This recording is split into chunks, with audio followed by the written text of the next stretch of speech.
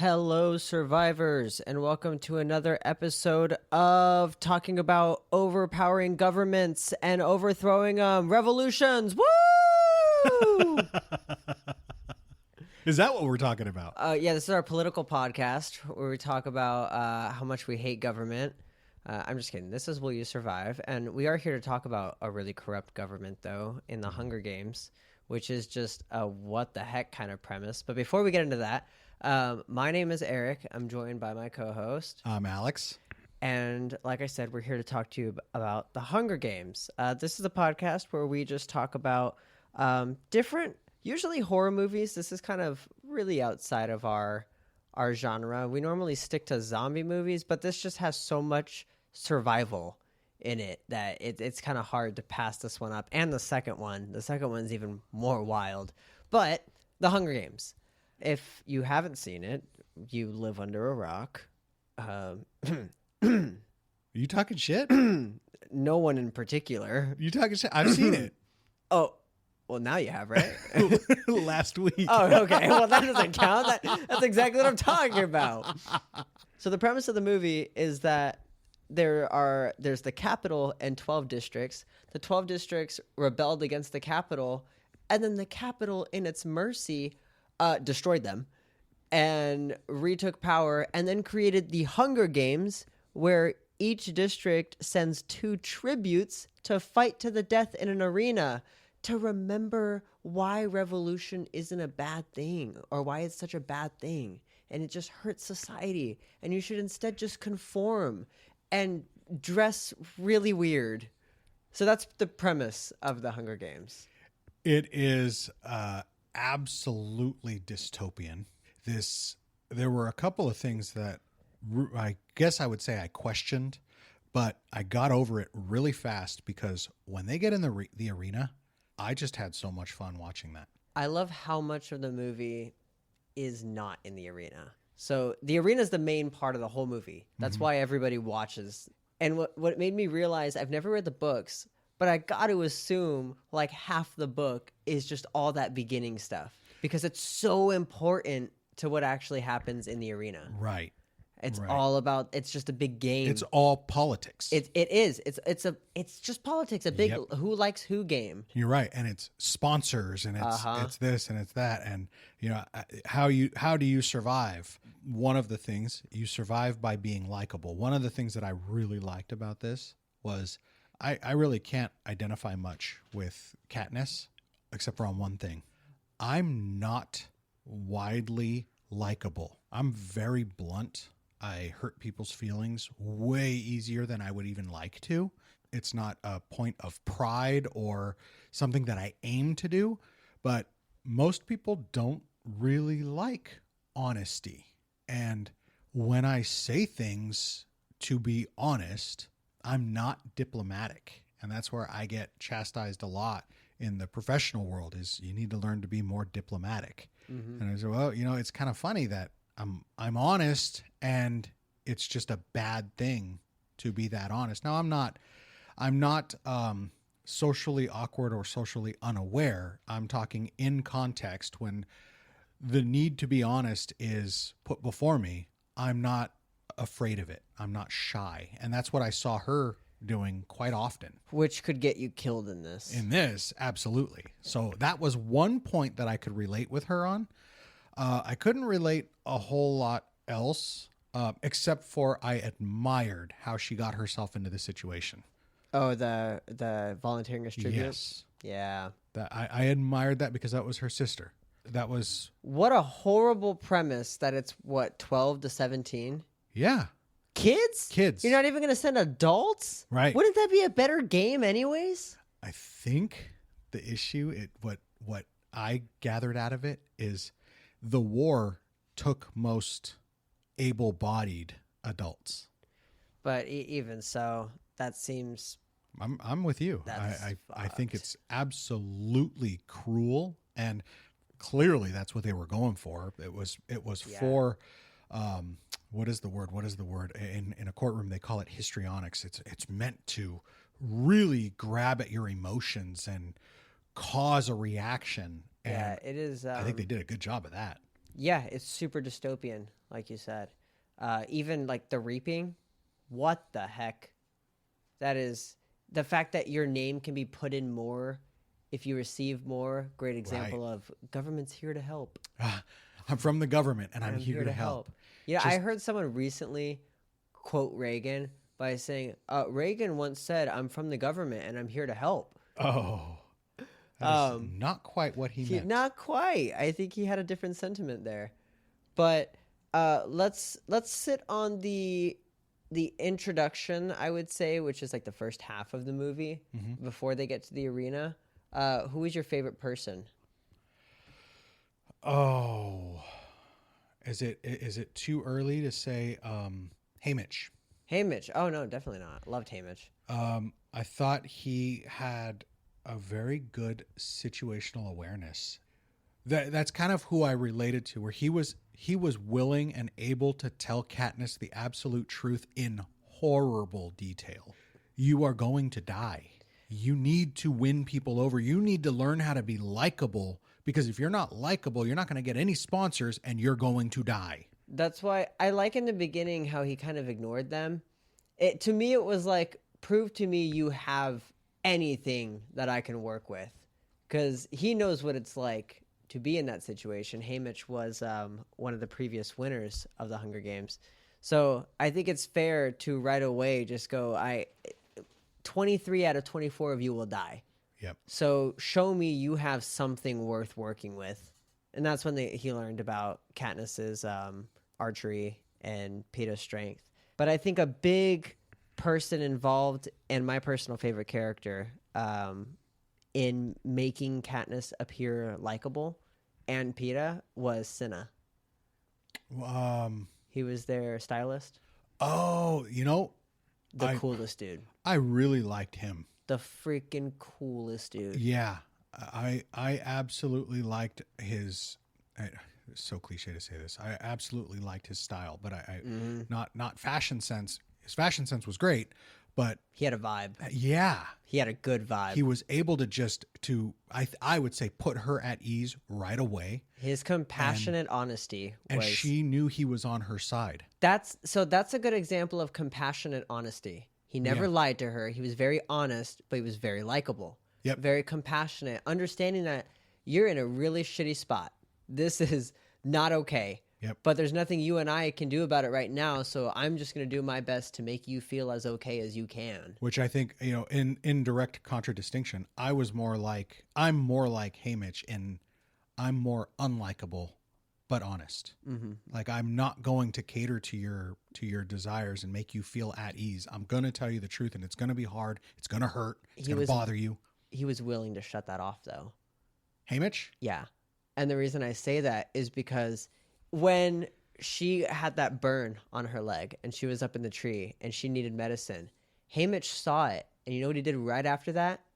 Was that when he went to the sponsors? That's when he started going and talking to people. Yeah. And talking her up, getting somebody to send her that medicine. Yeah. So right there, he was watching. He was ready for her to need him. Okay. And the second she needed it, he went in. He was all friendly with everybody, laughing with them, got a sponsor immediately. I get it. I absolutely loved his character. I thought the way he conducted himself, he navigated that world in such a way that I know there's more to the story, but without, I haven't seen much of anything. We got to watch the rest. I know some very vague stories about this, and I've never read the books. But one of the things I like about him is I do not feel that there is any, what can I say, there's no love lost between him and the government. Like, he's not a friendly to the government. Mm-mm. He's not trying to win them over, but he is playing their game. A perfect example of that. It's my favorite quote from him. I like your dress, not yours. That was so good. That was so funny. I like that. That was a perfect description of Haymitch. Yeah, I like that. But Cinna was my favorite. He's the man. That makes sense. I can understand that. That was badass what he did for Katniss. Now, what I will say was so weird, which I understand the mentality. after the ratings, when Katniss got an 11 and Peeta got an 8, the way that when Peeta got an 8, he got his result first. They were all like, 8, oh my God, that's great. Okay, we could work with that. We could totally work with that. Then they hear Katniss gets 11, and they're like, to Katniss! Awesome, good job, Katniss! It was like, fuck Peeta. Yeah. And Peeta knew it. At that moment, like, that's when he went and locked himself in the room, and she got all mad at him for it. But he understood the same thing that they did, that there's only one winner. Right. So they're going to invest their time in the person who has the best chance at winning. Right. So that sucks for Peeta, but now, oh man, when she got that rating, was that after she had shot the arrow Yes. into the apple? That's what resulted in that. Oh, wow. So they were trying to impress the sponsors, and then they would rate them based off of what the sponsors thought, how likely they were to get help from them. Yep. And that apple move was perfect. And I love the way that, I forget her name, the clown looking woman. Oh, yeah. Was that She's chill. Hob Vendor? She's pretty chill. But she's like all wrapped up in the politics of Yeah. everything, which I think is her job. But I love how she was flipping out and Haymitch was like, good shot. Yeah. Yeah. There was a question that I had. There was a guy in District 12. Gale? Gale is his name? Was that the guy she was hunting with in the beginning? Yeah. Yeah. Is that like her boyfriend? I think yes, but like not official. Because they kept showing him, and I remembered a scene that they had together in the beginning where he said, let's just run away. Mm-hmm. So there's nowhere to go. I think it was like we're not together, but we hang out every single day. Because he looked mad, right? Well, he looked When she jealous. kissed PETA? Yeah. Yeah. Yeah. And I don't think he... And the whole storyline of, oh, young love, they it's come being from the pushed. same district. And So I think part of that was that he wasn't aware of all the politics involved like Peeta and Katniss are. Because Peeta and Katniss, this was something I wanted to say, it is really messed up that they treat them so well right before sending them to the arena. right. You get them all pampered up and all used to this fancy lifestyle and go, okay, now go kill each other. Yep. That's such a drastic shift. And you saw it when Katniss entered the tube. That realization of, oh shit, it's time. Yep. Well, let me say, I remember Haymitch telling her, when you go out, there's going to be a big cornucopia and it's going to have supplies, including a bow and arrow. Don't go for it. What do you think of that? I thought it was brilliant Yeah. because he told her there's going to be a bloodbath and she witnessed it. Especially the fact that District 1 and 2, they like their whole dedication is to training tributes, and then they volunteer. Wow. They're just bloodthirsty. That's it. That's crazy. And Because that was the guy at the end, yeah. right? They're here. Who? The zombies. I thought the gate would stop him. They knocked it down instantly. How much time do we have? They're already here. We should have bought that beautiful Los Angeles dream house in that safe neighborhood that Corinne showed us. I know, it was so much more defensible, and Corinne would have had us moved in before the apocalypse. Do you think it's too late to call her now? I'll try. No! Ah! We should have called Corinne sooner! Don't wait until it's too late. Call Corinne Salas today at 714-510-6443 and buy your Los Angeles dream house now. That's 714-510-6443. You can also find her on Instagram at Next Home by Corinne or visit her website at corinnesalas.nexthomegrandview.com. That's CORINNESALAS.nexthomegrandview.com. What is the name of the designer? Cinna. Starts with a C, I think. C-I-N-A-H. Because the other guy, well, I was confusing him for a second because I'm looking at the IMDb. Confused it with the Seneca is his name. The announcer? yeah. The talk show host. MC, if you will. Yeah, I love that guy.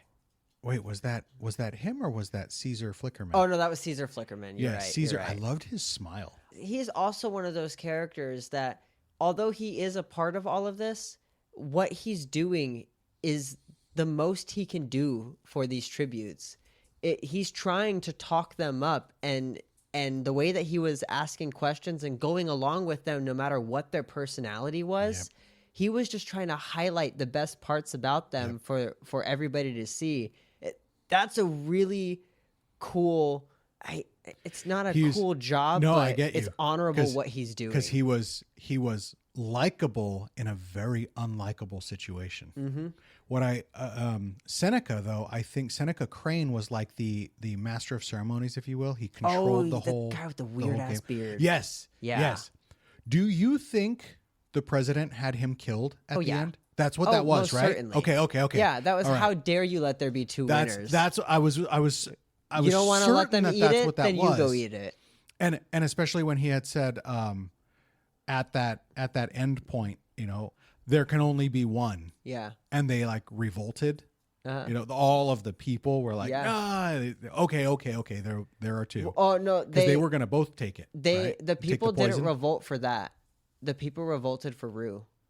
Oh, I'm sorry. That's what when it was. Rue died. Yeah, I'm conflating when Katniss did the whole funeral for her, and then she held up the Mockingjay symbol, or the three fingers, and then everybody else did that. Yep. That's the start of a revolution. Yeah, I conflated it. Snow knew it was that the was end. a fuck up. It was the end when they were both going to take poison at the same time, right? They were going to both die, and there was not going to be a winner.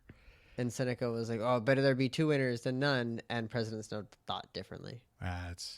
Man, I like Donald Sutherland in so many things. I absolutely freaking hated him in this, and he's good.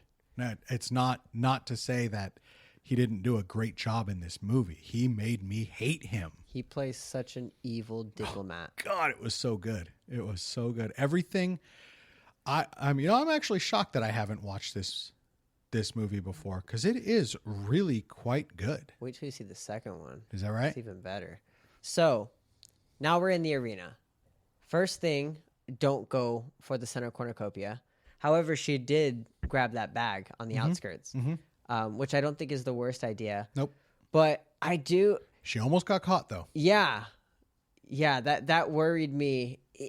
What PETA did was a lot safer, but she did get supplies from it. Yep. So that is kind of a risk you got to take. Would you take that risk? I would. You're putting me in my teenage years in there. I was fast as fuck. I was unbelievably fast. I would have ran away, actually. If I forgot they were teenagers. If I was back in my teenage years, I'd have bolted. I was so fast. But in my teenage years, I don't think I would have Leroy Jenkins it. But in my older years, I think I probably would run in. I think because I'm a blade guy, dude. I'm a blade guy. I wouldn't be good. I mean, you and I were talking about we'll go and shoot a compound bow one of these days, because I will guarantee you I'm shit. Oh man, I'm horrible at it. The bow is such a good weapon. It would be fantastic, and I'm taking a blade to a gunfight. A bow fight.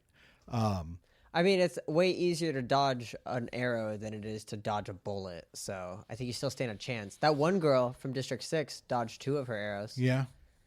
So, and then from far enough away, you got a really good chance. Yeah. But what was the first thing Katniss encountered? So the very first thing, she found water like she was supposed to. She checked out her supplies.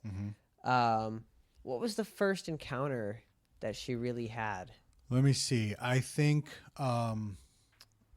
the first thing came from the arena itself, because she had gotten far enough away that was that the first thing? I'm pretty sure, because she encountered the group of 5 before. She was up in a tree, and the group of 4, the group of 4 passed under her. I think she saw a fire in the distance. Like the first night of the arena, she saw a fire in the distance, and then that person got caught by the 4 and PETA, and that's when she found out PETA was allianced with those other 4. Right. And that's when she found out he was there to help track her. Right. And then that's when she decided to just go to the edge of the arena, or as far as she could, and that's when her first arena real encounter itself attacked her, which so messed up. Yeah. Let them kill each other. Yeah. That's so I don't know. Well, I mean, it's they're not going to stop them from forming alliances, which is kind of weird to me because, like, Well, there can only be one winner. Yeah, so how do you trust the people that they're going to have to kill you?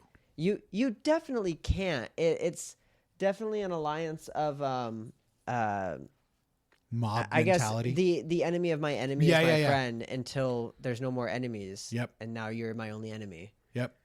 But then, me personally, how do you go down that road? Are you trying to convince the person to like you so that they can't kill you? And then you're going to kill them? Just using each other as tools, really. Yeah. Using each other as a means to lower the numbers, give yourself a better chance. Yep. All makes sense. All of it makes sense. The fireballs being thrown at you. Yeah. That blew. Oh, I don't know. Do you think you could outrun a forest fire? Well, okay. I do. I think you can. But so the part that bothers me is how did they stop it? Yeah, how did they stop a fire that they started? I had a few things. How did they stop the fire? How did they just generate beasts that could rip people apart? Oh, right. That too. Out of just thin air.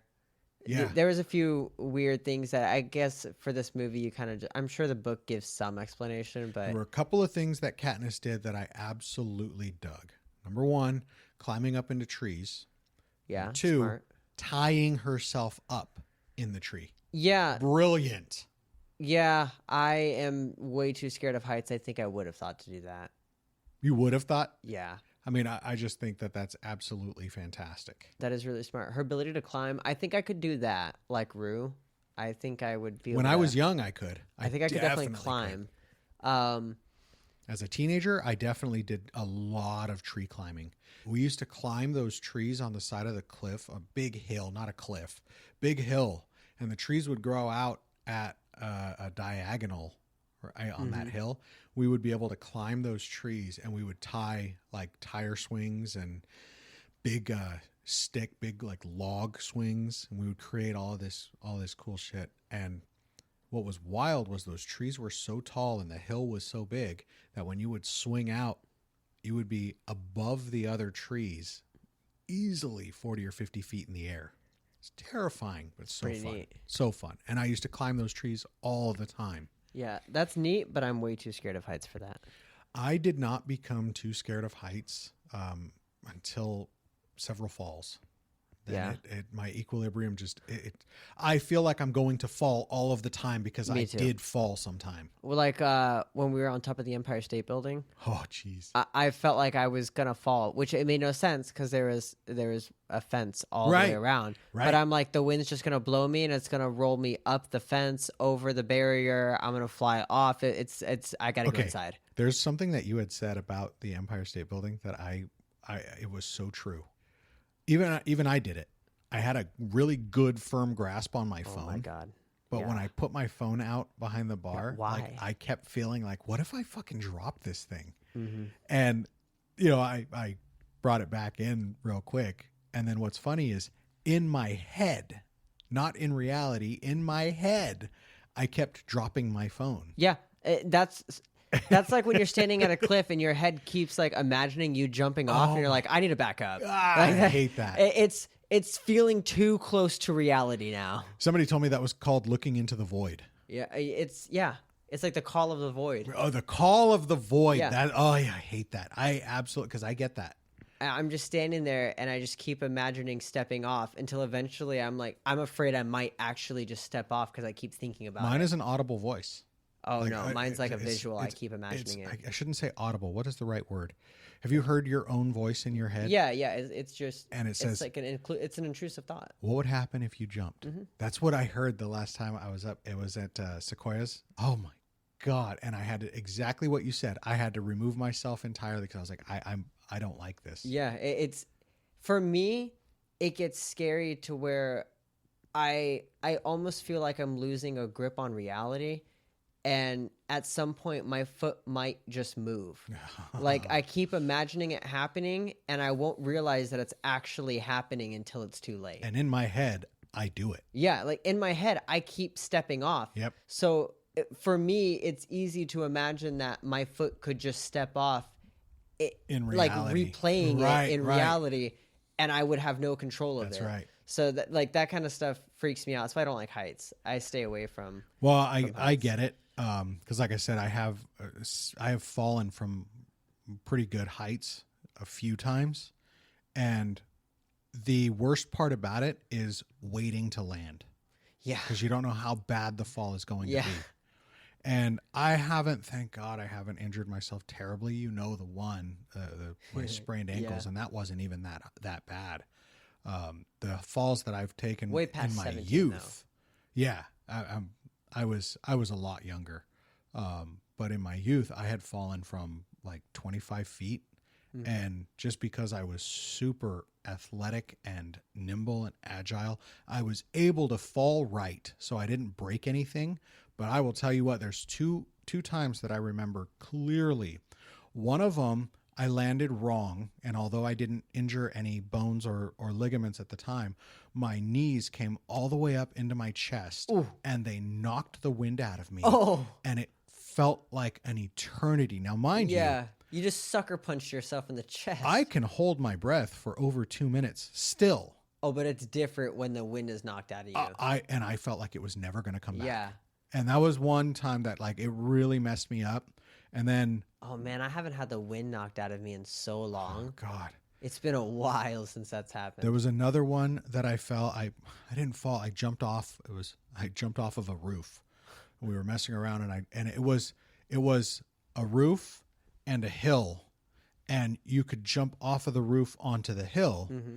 And I did, but for some reason I misjudged it. And when I landed, I didn't get my footing. And so I tumbled backwards. Oh no. On the hill. And I rolled. This was a hill backwards. Going up. Yeah.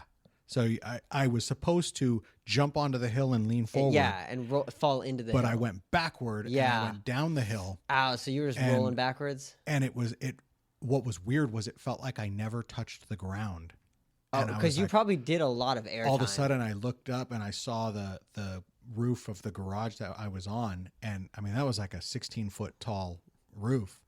And I laid there for a minute, and it was that very moment that we tried doing it again. We tried getting up on the roof, and my equilibrium was shot. Like I felt like I was going to fall in the center of, it was about a 12-foot wide roof.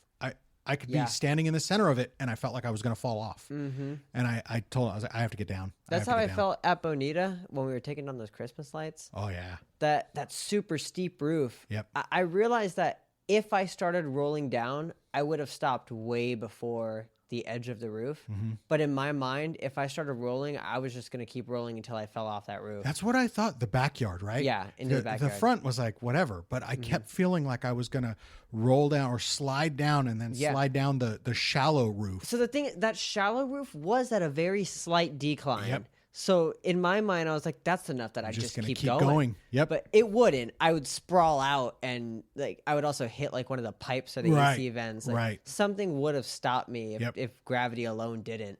But man, in my mind, I was like, no, one wrong step and I'm gone. I felt the same exact thing up there. I hated that roof. I hated it. Yeah. It was so tall. It was bizarre. God, it's because at that point you're like 3 stories up. But it was the other side that was like, you could like literally jump off, and it was like a 4-foot drop. Yeah, you would like maybe knock the wind out of yourself. Maybe if you fell off, you'd be like, "Oh, I'm gonna lay here for a second." Exactly. But that's it. If you fell off the other one, we're calling an ambulance. Oh yeah. As long as calling an ambulance, no matter what. So, in this movie, there were a couple of things. I just want to remark on PETA's ability to camouflage himself. How realistic do you think that is? Okay, I don't think it's very realistic in the way that he did it, right? Because I think that would take a tremendous amount of time to do it that well. No, what? And supplies? And supplies. But I do think that you would be able to camouflage yourself rather quickly. For sure. And I like the way they did it. Of course it was theatrical, it was all that, but if you were to just say, if you were to just make it a quick camouflage, and let me take you to a movie maybe you've seen, maybe you haven't. Some of our listeners have. It was called Predator with Arnold I've seen it, Schwarzenegger, yeah. where he saw via thermal and Schwarzenegger camouflaged himself in mud. Yeah. Which was like, okay, that's also how you throw dogs off kind your of cool. scent. Oh, wow. Is that right? Go roll around in some mud. Oh, interesting. Well, I guess that makes perfect sense Trying to mask your smell. when you're hunting, you don't want to go out with like any kind of body spray, deodorant. No, they're going to smell it. They're going to smell it. And by the way, I mean they're going to smell you no matter what, right? It's going to take a while for you to become acclimated to the environment, to gain the skunk, to get the musk of the wild. Yeah, the musk. That was the word I was looking for. Yeah, musk of the wild. You got to permeate in that stuff, and it's going to take a little bit, but you'll get there because we are gross. Humans are disgusting. I think in this, so that's something I was thinking about in this movie. Like I said, it's really messed up that they pamper you so much right before, and they're like, all right, now spend a few days getting really, really dirty. And the part that no movie ever addresses. How stinky they must be. Having to poop. Oh, yeah. You're so vulnerable out there. Yeah, vulnerable. I think they did a great job with one thing. I absolutely loved what they did with when by Rue telling her the wasp nest, and she sawed down the wasp nest. I liked it because it showed her get stung a few times, right? It was realistic in that sense. And she was hallucinating and all of that. Like, that was so wild. I don't know how much it would have helped, but I feel like she sawed pretty close to their nest. I would have sawed as far away from the nest as I could. I'm with you. She was like right in the middle, and I'm like, why wouldn't you be like as close to the main trunk as you can get? Which they probably would still feel the vibrations and still go sting you, go after you, but it gives you at least some chance that you're far enough removed. I was thinking, like, I don't know how long their stingers are. They were bioengineered, but I would have like tried to cover my hands with my sleeves, put my hood up, tried to close my jacket, trying to keep them out as much as possible. While doing this, even if they weren't bioengineered wasps, even if they were just regular wasps, I don't like getting stung by wasps. Regular wasps. I watched somebody who had leather gloves on, and a wasp still stung through it and got their hand. Yeah, like I said, I don't know how much these jackets would have actually helped, but it would have made me feel better at least. Yep. I think the neck was the worst one. Like, getting stung in the neck is so bad. I thought so. I would want to protect that as much as possible. I thought so. But I mean, what was interesting was she was pretty jacked up from just 3 stings. Oh, yeah. That one girl died. 2 of them died. Oh, 2 of them died. But all of them were stung. Mm-hmm. And it was the question was, how did they all recover? Without Rue's help. Without Rue's help. Did they know what to do, and were they able to stay conscious and possibly out of their hallucination long enough? Maybe they were stronger because they're bigger. I think that's the most logical. It was after answer. that she found PETA was injured, right? It was, so after that happened, she was with Rue for a while, right? She didn't find PETA until they announced that there could be 2 winners. That was the whole reason she went and found him, was that he was no longer her enemy. Okay. So she teamed up with Rue because they had to be from the same district. Yeah. So it meant that if he was still alive, they could win together. Fucking liars. Yep. So her and Rue, first of all, Rue is a badass. I can't believe she lasted that long. That was incredible. Small has its advantages, what dude. A strong little girl. The Mockingjay call. That was smart. Really, really smart. I like that. It bugs me that the call was to signal that everything was okay. Wouldn't you rather the call mean I need help? I guess so. I mean, it could have been either way, but let me try to figure out, like... Because they agreed. Well, Rue said, okay, if we do that, then it means that we're okay and we're on our way back. But wouldn't you rather it mean the opposite? Unless no, if the idea is proceed with the plan. Well, no, because that was once the plan is finished, that's the call to say I'm okay, I'm on my way back. So here's the thing though, Katniss did the call after she blew up all the supplies, which was really cool. Yeah. That whole sequence was really cool. Yeah. And the guy snapped his neck. Was that nuts? That was nuts. That looked crazy. But she did that call, and then she like immediately did it again. And I'm like, even if Rue was trying to give the call back, how would you know it wasn't just yours? True. So that's why I think the call would just be better to mean that I'm in trouble. Because then instead of screaming for Katniss when Rue was trapped, she could have just done the call. Katniss would have heard it and known that she was in trouble and needed help. Why wouldn't that mean that? That's a good point. I feel like it was just like the call, the bird calls were awesome, but the execution, the meaning that they put on the word on the call was weird. Yeah, that they could have done that much better. But again, they're teenagers. I mean, the fact that they're even surviving this long is kind of nuts. I would have been a Blade person. That means that everything would have to be close contact. I hate to say it like this because, I mean, she proved herself, right? She was smarter than they were strong, which is what helped her survive. What was the District 1 guy's name? I don't remember. Because he was huge. Yeah, he was. One of them was 6'4". He was like when I saw their list of heights, they were big dudes. All of them were big dudes. For being a teenager, that was unbelievable. Well, that's the thing. They're trained by their district to be ready for this, and then they volunteer. So of course it's going to be the biggest dudes who volunteer. Yeah, just wild. Massive teenagers, man, which they exist. By the way, did you know who Gale was? No. Liam Hemsworth. Oh, yeah, I did know that, actually. I did.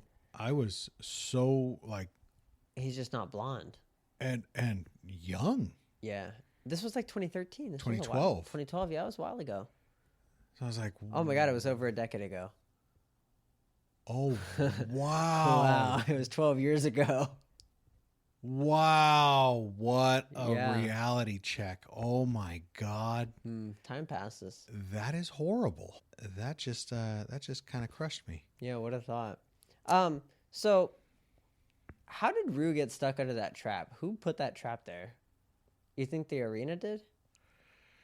You know, I have a hard time figuring out what, especially when they created those monsters to come at him. I'm having a hard time figuring out what exactly was real. Can I say that? What does that make sense? What was none real of it was and what really was manufactured? Real, but it was all manufactured. But it was the fact that they could manufacture it on a whim and it would be real, and it could kill people.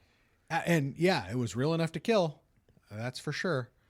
And so that was just something that I thought, you know, how bizarre that I don't know who would have created that trap, where it came from. I wanted to say that it was a blooper, like they didn't think that all the way through, but that wasn't the case. It wasn't just a haphazard trap that just happened to be there.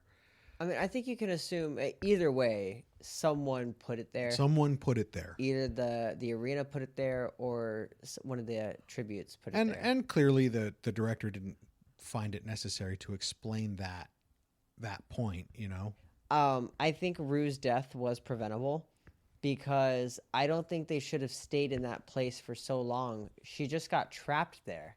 You just got her out of the trap.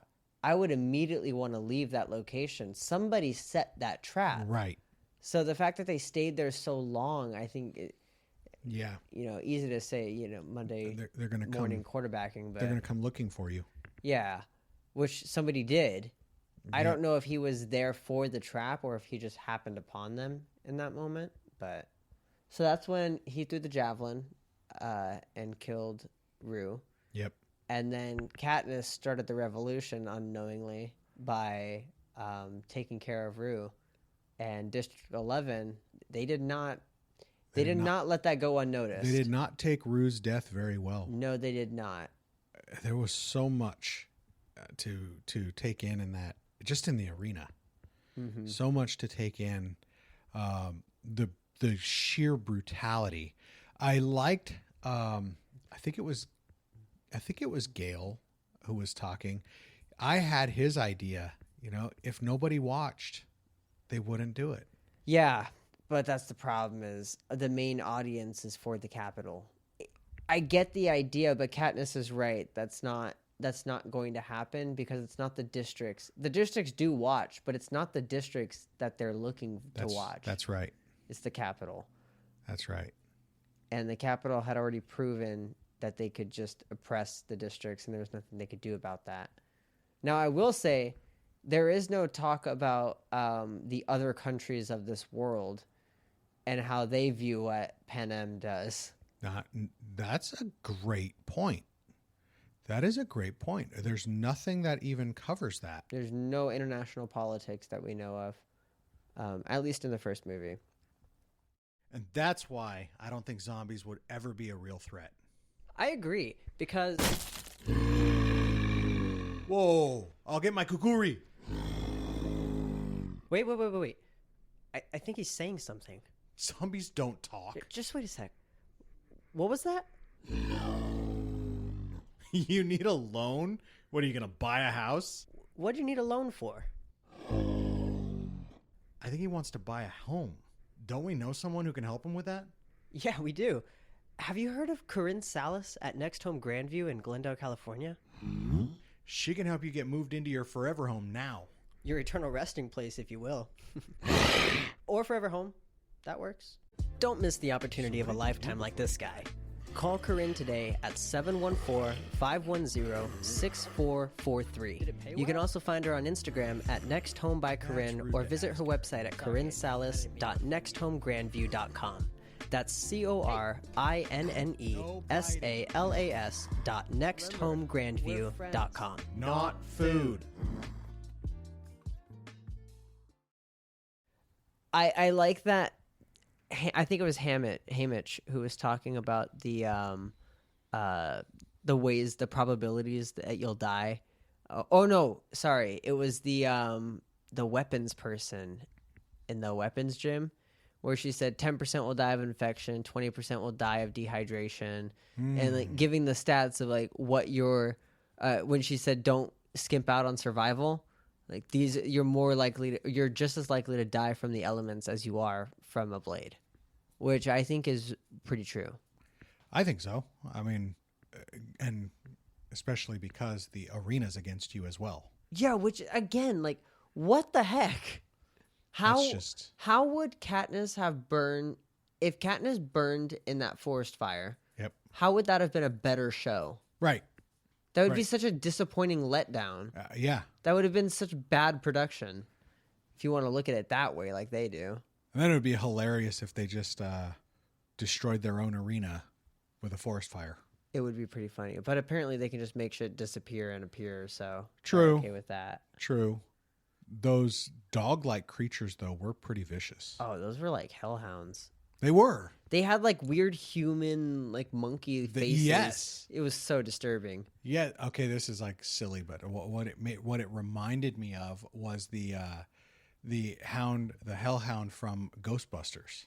It squealed like a hog. In Ghostbusters, it was a horrible like 80s graphics. Yeah, I remember that. But they kind of looked like that. You know, they were bare. There was no fur. No, it was so weird. Very bizarre. I think a lot of the creatures that were in that were rather bizarre, other than the Mockingjay. Well, like what? I mean, the tracker jackers are just, or that tracker jackets, whatever they called them, the wasps. Yeah. Those were just like worse wasps. They were awful. That's pretty bad. That's pretty bad at what it does. But see, the dogs were like unnatural. Mm-hmm. The wasps are just like steroided out versions of a wasp. So what other creatures were there though? Was that it? Or was there? I think I might be. They killed small game. I think I might be conflating. Love and Monsters. Was that it? I think the cousins were watching one of these Hunger Games at the house, and I think I'm conflating what I saw there. Oh, maybe like the second movie. I think, or was it the second or third or something? They were watching something. The third one has less to do with the arena, and more to do with. I mean, we'll get there. So that's why I said Viva la Revolucion! Yeah, I don't know if the third movie will be necessarily. I don't know if that one really fits what we do here. Is this a recommendation too? Did somebody? This was a recommendation. Yeah, this was recommended by my friend Stacy. Stacy, yeah, shout out. Good recommendation. There's a lot of survival in here. I enjoyed it. I thought it was. I thought once they got into that arena. I mean, no, that's not true. From the very beginning, when she volunteered as tribute, there was nothing but survival. Yeah. She had to learn how to play the game. She had to learn how to get sponsors. She had to learn how to fight in the training arena. Which that was such a foreign concept. This whole popularity contest, and it's so different from the district she came from. Yep. Coal miners. To have to play this political game. Yep. That and your life is on the line. And they pump it up and they laugh and they make it such a joyous occasion. And then you're just thrown into the arena. Like, okay, now kill each other. Terrible. It's horrible. It gross. sucks when you put it like that. I mean, thank God it's fiction, because I really did enjoy it. That's terrible. Yeah. Well, see, the thing is, if it was adults, you could at least be like, oh, it's just an action movie where adults are killing each other. These were kids. That happens all the time. Yeah, they were kids. Rue was a little baby. That hurt. That hurt so much. How old do you think she was? Probably like 13. Oh, man. That hurt.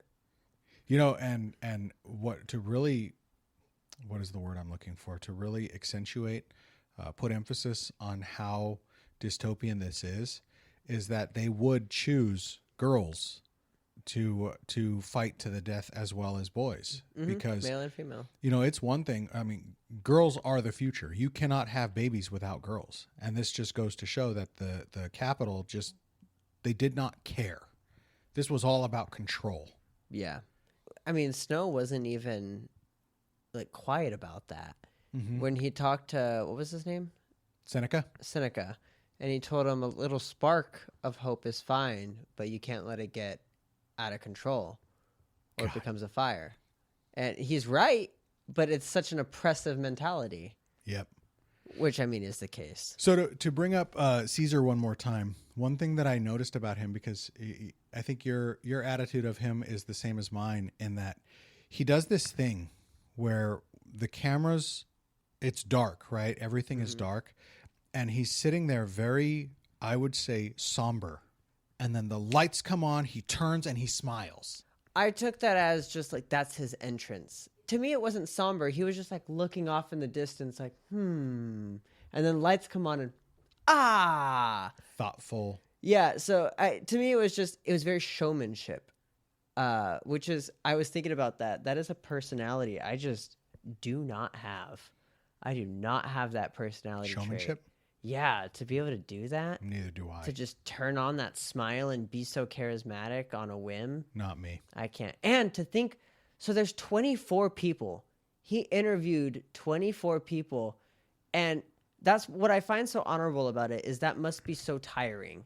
By the time you're at District 12, to give them just as much attention and limelight and highlight them just as much as you did for District 1, it's so hard. I can't imagine keeping up that energy. That's a really good point.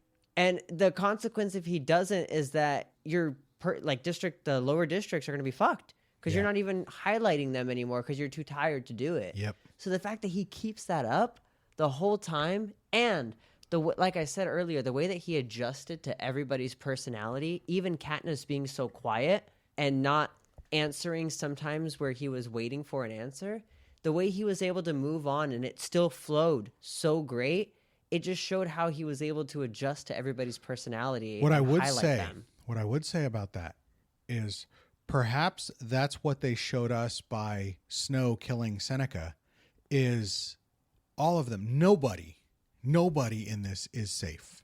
Yeah, I mean, I agree. I think in a corrupt government like this, nobody is safe. Yep.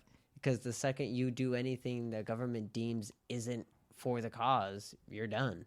Well, this is going to be interesting. I'm definitely going to continue watching these. The second one is really good. The arena in the second one is, whoa. All right. It's interesting. So this is my episode, and I should be the one to do the outro, but I'm so horrible with our socials. Okay, guys, make sure you check out our socials. We are on Instagram, Facebook, TikTok, Pinterest at Will You Survive the Podcast. And we're on X at Alex and Erik, WYS. And of course, you can send us your emails at alexanderik@willyousurvivethepodcast.com. All true. Final rating? Well, my rating, if I'm going to give this a rating out of 1 to 10, storyline, everything, this thing captivated me. Survival, I think this was on point survival for us. And I would definitely have to give this a good 7 out of 10. 7? I was almost willing to give it a 10. Really? I was debating between 9 and 10. Like you said, this movie captivated me. I forgot how much I really liked this movie. To me, there's always room for improvement. I would say 9, meet in the middle, 8. 8? I'll give you that. Okay. Ultimately, will you survive? I think if I do survive, I gotta get under control. I gotta be a teenager. I'm taking myself back to my teenage years. I was super fast. I was very athletic. I was very strong. Yeah, I think I have a good shot as a teenager. Now, hell no. Yeah. For me, it's a little bit the reverse. I think I might have a chance today, but teenage me, 0% chance. So I don't think I survived this one.